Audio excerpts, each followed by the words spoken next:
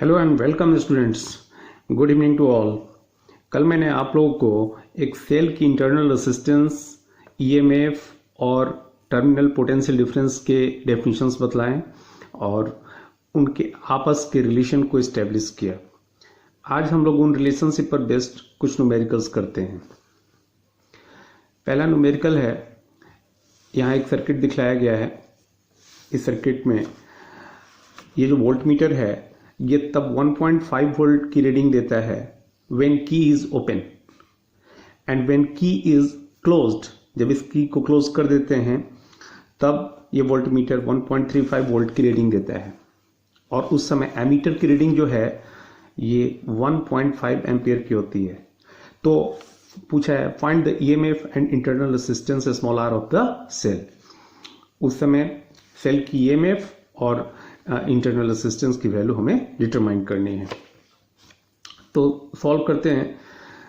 As we know when the key is open, जब key open हो, जब कोई करंट इस सेल के द्वारा ड्रॉ नहीं किया जा रहा हो एक्सटर्नल रेजिस्टर के द्वारा, तो उस समय हम जानते हैं कि जो सेल के टर्मिनल्स के क्रॉस जो पोटेंशियल डिफरेंस है वो उसकी ईएमएफ के बराबर होता है और ये हमें दे रखा है 1.5 वोल्ट। तो एक्चुअल में ये जो इंफॉर्मेशन सप्लाइड है हमें 1.5 वोल्ट की व्हेन की इज ओपन, एक्चुअल में ये ईएमएफ है सेल का, तो सेल की ईएमएफ हो गई 1.5 वोल्ट।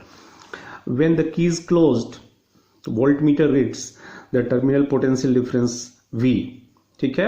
और जैसे जानते हो कि क्लोज होने के बाद जब कुछ करंट ड्रॉ किया जाने लगेगा तो वोल्ट मीटर की रीडिंग थोड़ी कम हो जाएगी और रीडिंग भी यही बता रहा है जो डेटा दे रखा है 1.35 वोल्ट का, तो 1.5 वोल्ट से कम हो गया ये। और उस समय जब ये टर्मिनल पोटेंशियल डिफरेंस जो है की ऑन होने के बाद 1.35 वोल्ट की है, सर्किट में जो ड्रॉ किया गया करंट है उसकी वैल्यू 1.5 एम्पियर की है।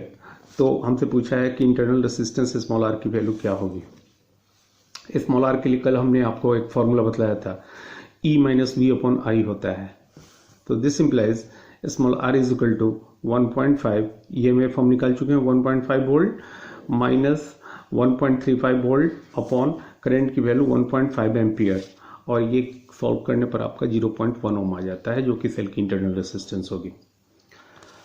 एक दूसरा क्वेश्चन देखते हैं जिसमें दे रखा है a battery of EMF E and internal resistance small r gives a current of 0.5 ampere with an external resistor of 12 ohm and a current of 0.25 ampere with an external resistor of 25 ohm.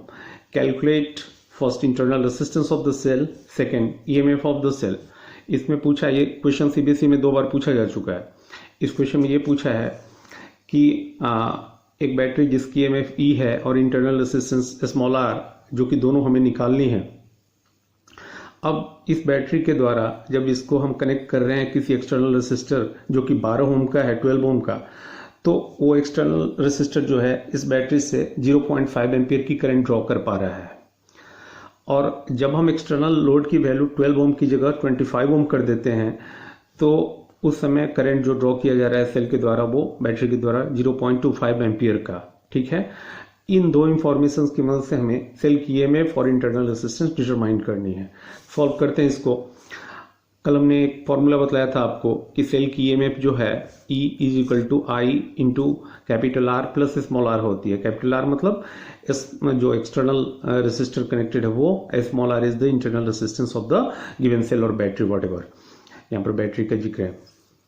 तो first case में इसी formula का use करते हुए first case में जो information supplied है उसके according EMF is equal to I की वैल्यू हमें 0.5 एम्पियर गिवन है, जबकि एक्सटर्नल लोड जो है कैपिटल आर की वैल्यू 12 है। तो 12 प्लस स्मॉल आर हमें नहीं मालूम है, रहने देते हैं और इसे इक्वेशन नंबर 1 बनाते हैं।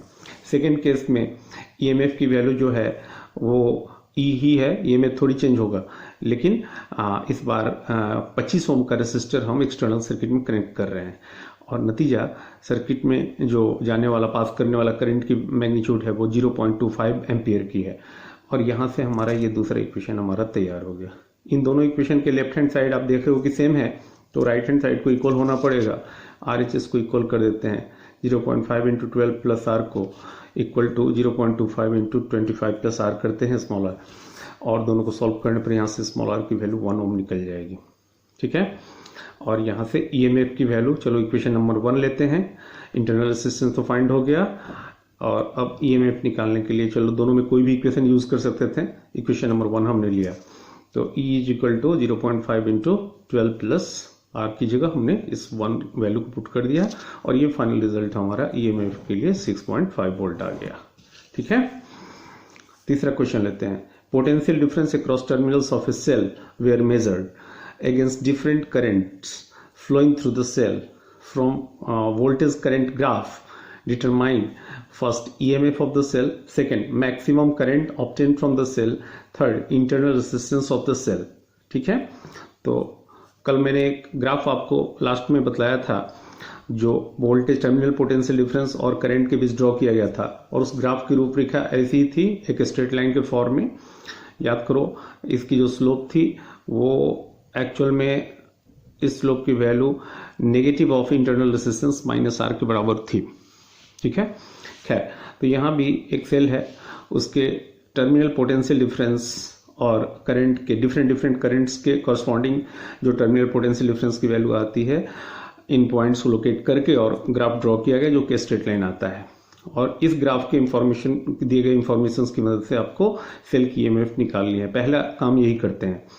तो हम जानते हैं कि ये जो सर्किट जब ओपन रहे उस समय जो टर्मिनल पोटेंशियल डिफरेंस की वैल्यू होती है वो वैल्यू एक्चुअल में सेल की ईएमएफ होती है। तो तुम देखो यहाँ पर जब करंट की वैल्यू 0 है तो उसके करस्पॉन्डिंग जो टर्मिनल पोटेंशियल डिफरेंस है उसकी वैल्यू 1.4 वोल्ट गिवन है।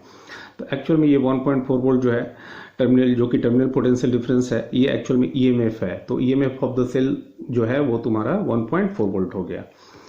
मैक्सिमम करंट ऑब्टेन की बात करें तो इसमें ये तो डायरेक्टली दे रखा है कि मैक्सिमम करंट की वैल्यू जो है 0.28 एम्पियर की है।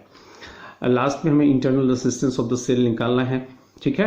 तो स्मॉल आर का इक्वेशन हमने कल बतलाया था, small are is equal to, बिल्कुल लास्ट इक्वेशन हमने बतलाया था कल, जो रिलेशंस एस्टेब्लिश किए गए थे बहुत सारे, उसमें small are is equal to cell की EMF divided by external load के द्वारा ड्रॉ किया गया मैक्सिमम करंट होता है आई मैक्स।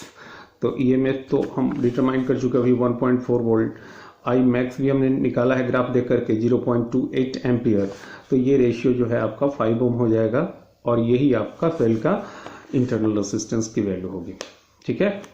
एक चौथा क्वेश्चन लेते हैं।